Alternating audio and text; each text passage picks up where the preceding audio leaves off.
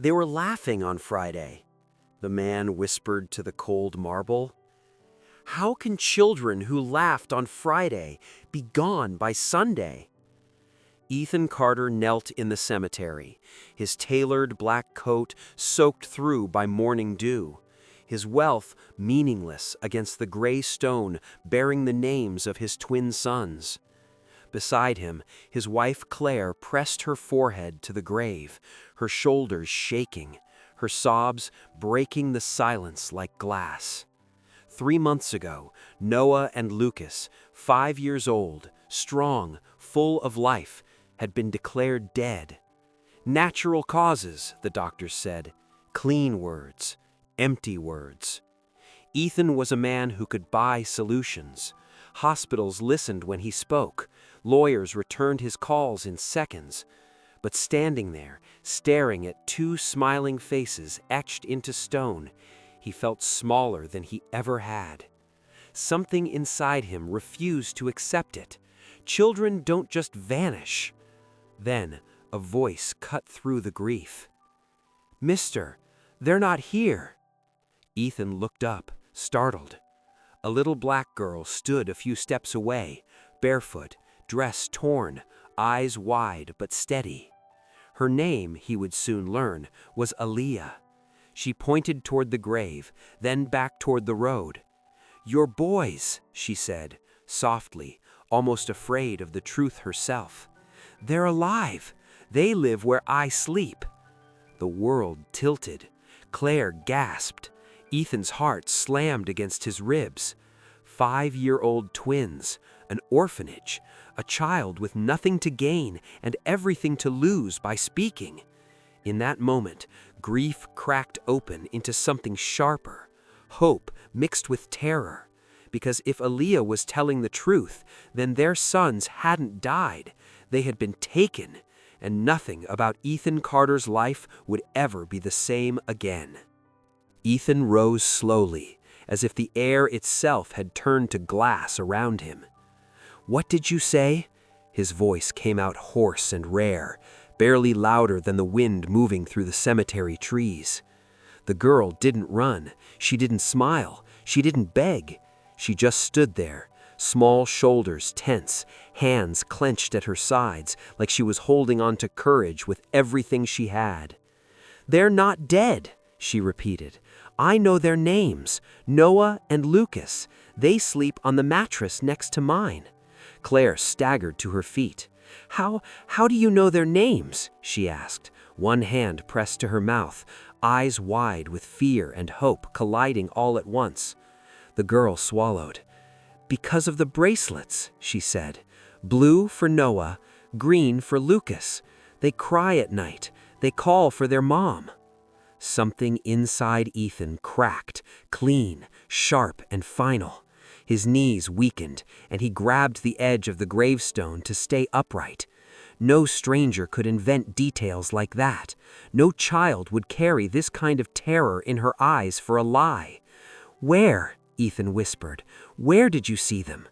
The girl hesitated, glancing over her shoulder, as if the shadows themselves were listening. "An orphanage," she said quietly, "on the east side. Nobody asks questions there. Kids just appear." She lowered her voice even more. "They were brought in late. A white car, 2 men. The boys were shaking." Claire let out a sound that wasn't quite a cry, wasn't quite a prayer. Ethan felt her hand clutch his sleeve, like she might disappear if she let go. The girl looked down at her bare feet. "My name is Aaliyah," she added. "I hide them sometimes from the grown-ups." They get scared. Ethan knelt in front of her, then his expensive coat brushing against the dirt, his wealth erased in a single motion. He looked at her the way a drowning man looks at the surface of the water. "If what you're saying is true," he said, his voice breaking despite himself, "you didn't just find my sons." Aaliyah finally met his eyes. "You saved them." And in the space between that grave and that fragile truth, grief began to loosen its grip, replaced by something far more dangerous: hope. The city changed as they followed Aaliyah. Tall buildings gave way to cracked sidewalks, bright storefronts to flickering streetlights. Ethan had lived in this city his entire life, owned pieces of its skylines with his signature, but he had never seen this part. Claire's heels sank into mud as she walked, her hand locked around Ethan's, as if letting go might shatter what little hope they had left. The orphanage stood at the end of a narrow street like a forgotten thought. 3 stories, peeling paint, windows patched with cardboard. The air smelled of damp concrete and something older: neglect. Aaliyah slipped through a side door and motioned for silence. "Adults don't listen to kids here," she whispered. "We're invisible." Each step up the wooden stairs creaked like a warning. Ethan's heart pounded so loudly he was certain it would give them away. Then he heard it, a sound so small it almost broke him. Crying. Claire stopped breathing. "That's them," she whispered, not asking, knowing. Aaliyah nodded. "Please," she said gently, "don't rush. They're scared of grown-ups." Ethan swallowed every instinct screaming inside him and let the girl lead. She pushed open a door no bigger than a closet, no beds, just thin blankets on the floor. And there they were. Noah and Lucas sat curled into each other, dirty, thinner than Ethan remembered, eyes too big for their faces. Alive, breathing, real. Claire collapsed to her knees, a sound tearing from her chest that was half sob, half prayer. Ethan's vision blurred as he dropped beside her, his body shaking uncontrollably. The boys shrank back instinctively, hiding behind Aaliyah. "It's okay," she whispered, kneeling beside them. "You're safe. Look." Ethan lowered himself to their level. "Noah, Lucas, it's Daddy." For a heartbeat, nothing happened. Then Noah's brow furrowed, recognition flickered, his lip trembled. "Daddy," he whispered. That single word shattered everything. Noah ran into Ethan's arms, Lucas following a second later, clinging to Claire as if letting go would mean disappearing again. They cried together on that filthy floor, 4 broken hearts stitching themselves back together. And standing beside them, Aaliyah watched quietly, because sometimes the smallest hands carry the heaviest miracles. They didn't leave the orphanage right away. Noah and Lucas clung to Aaliyah as if she were the floor beneath their feet, the only thing that hadn't disappeared on them before. Ethan noticed it, the way the boys leaned toward her, the way their breathing only slowed when she stayed close. Gratitude rose in him like a wave, heavy and humbling. Then Aaliyah spoke again, softer this time. "Careful, there's something else." Ethan felt his spine tighten. "Tell me." She looked toward this broken window, where dusk was bleeding into night. "A woman comes here sometimes, not like the others." Aaliyah searched for the right words. "She smells expensive. Her clothes are clean. Her hair is always perfect." The girl's brow furrowed.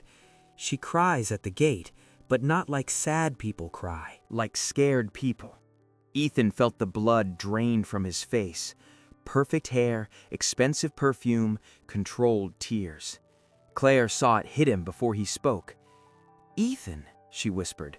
A name surfaced in his mind like a bruise pressed too hard. Victoria Hale, his ex-wife, the woman who never forgave him for leaving, who never accepted that he had built a new life, a new family, a happiness she could no longer control. The woman who smiled in public and punished in silence. "She had brown hair?" Ethan asked, already knowing the answer. Aaliyah nodded. "She watches. She never comes inside." Claire's hands began to shake. "You think she—" Ethan closed his eyes. The puzzle pieces slid together with terrifying clarity. The rushed paperwork, the flawless death certificates, the doctor no one could trace. A tragedy too clean to be real. "She didn't want them dead," he said slowly, anger burning through his chest. "She wanted them gone, gone from him, from Claire, from the life she wasn't part of anymore." Aaliyah shifted closer to the boys. "She scares me," she said honestly, like she did something bad and doesn't know how to undo it. Ethan crouched in front of her, his voice steady, but his eyes dark with promise. You were brave to tell us, and you won't face her again, I swear. Outside, night fully settled, and somewhere beyond those cracked walls, a woman with too much money and too much resentment had just lost control of the secret she thought was buried. This wasn't over. It was only beginning. That night, the house felt different. Noah and Lucas slept curled together on the guest bed, their small chests rising and falling in uneven rhythm, while Aaliyah lay on the floor beside them, one hand resting lightly on the blanket, as if guarding the line between nightmare and safety. Only when she was there did the boys finally let go. Ethan watched from the doorway for a long moment before turning away. In his office, grief gave way to something colder. Claire spread the documents across the desk with trembling hands. Death certificates, hospital reports, signatures that once felt final. Look at this, she whispered, pointing. The time of death, same minute, same handwriting, same ink. Ethan leaned closer, his jaw tightened. That's not medicine, he said.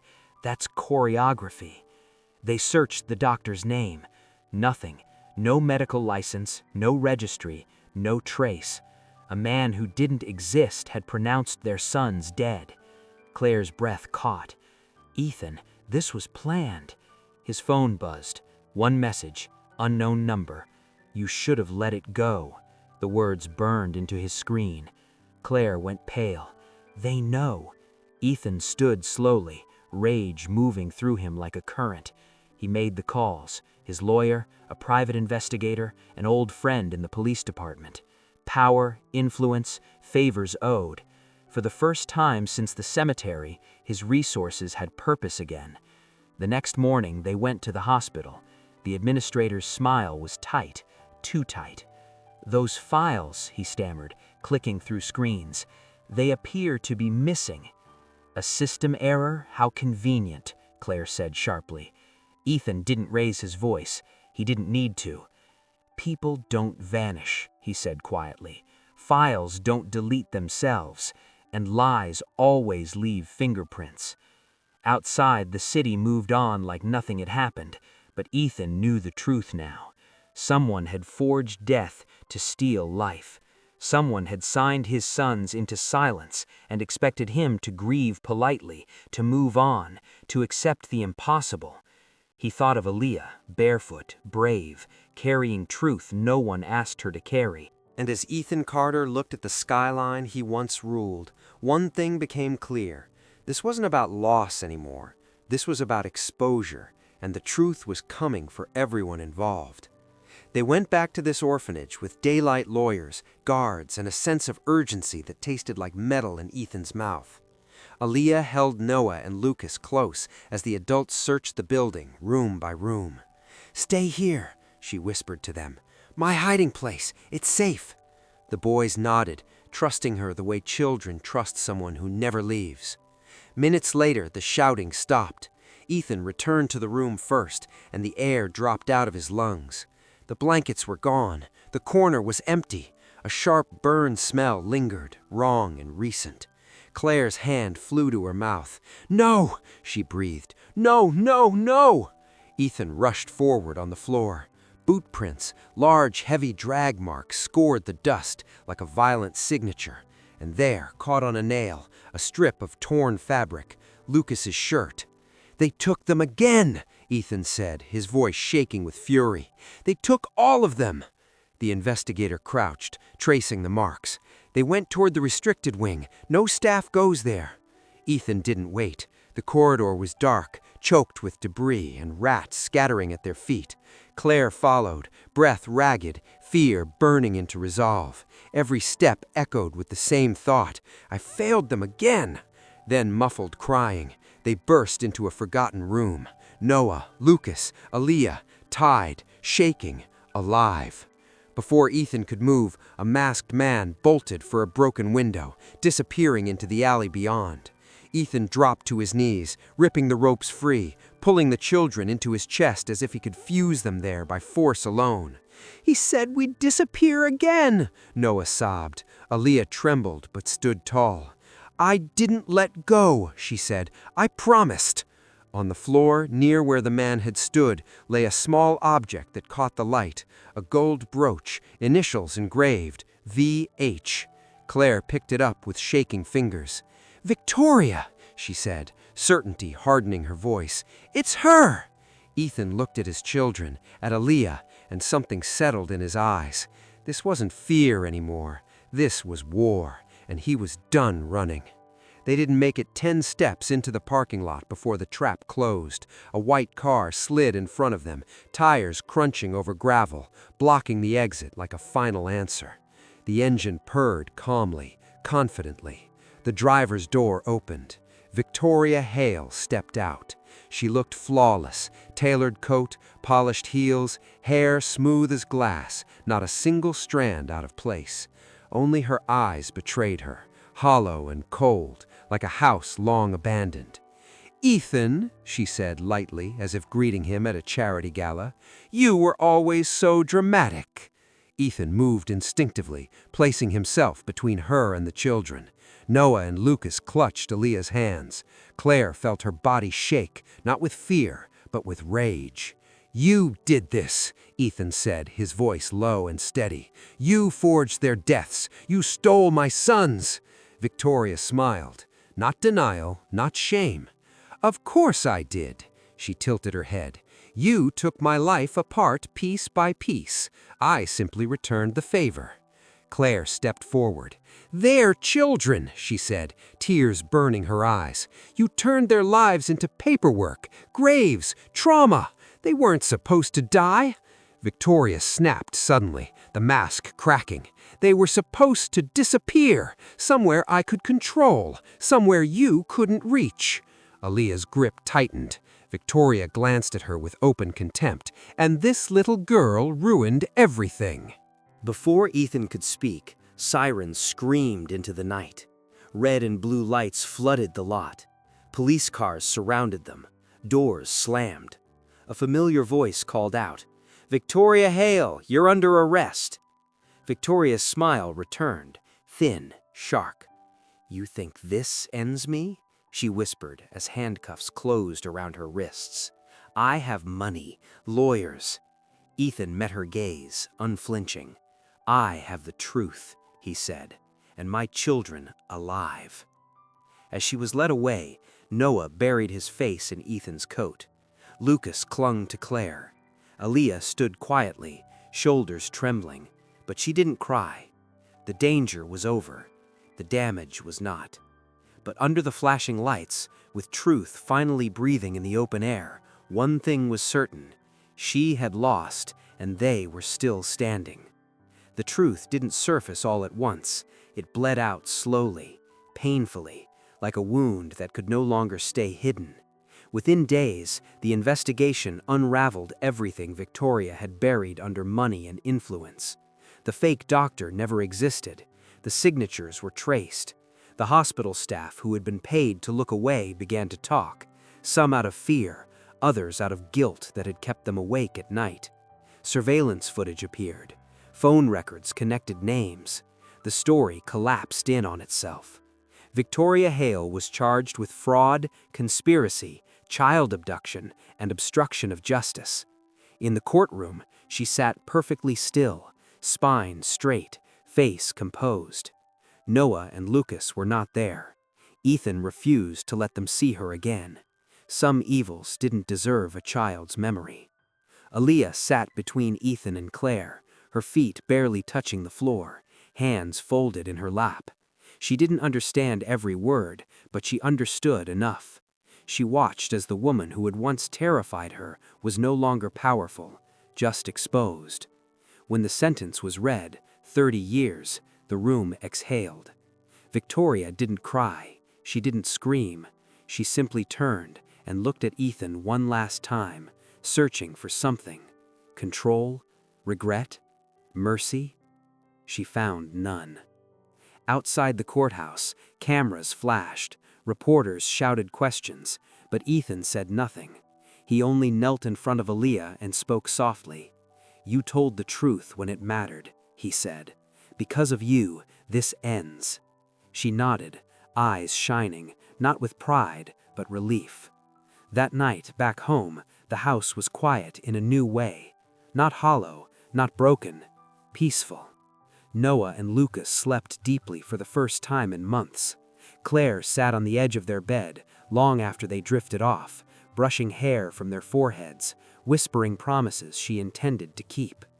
Ethan stood in the doorway, watching all of them. Justice hadn't erased the pain, but it had given the pain a boundary.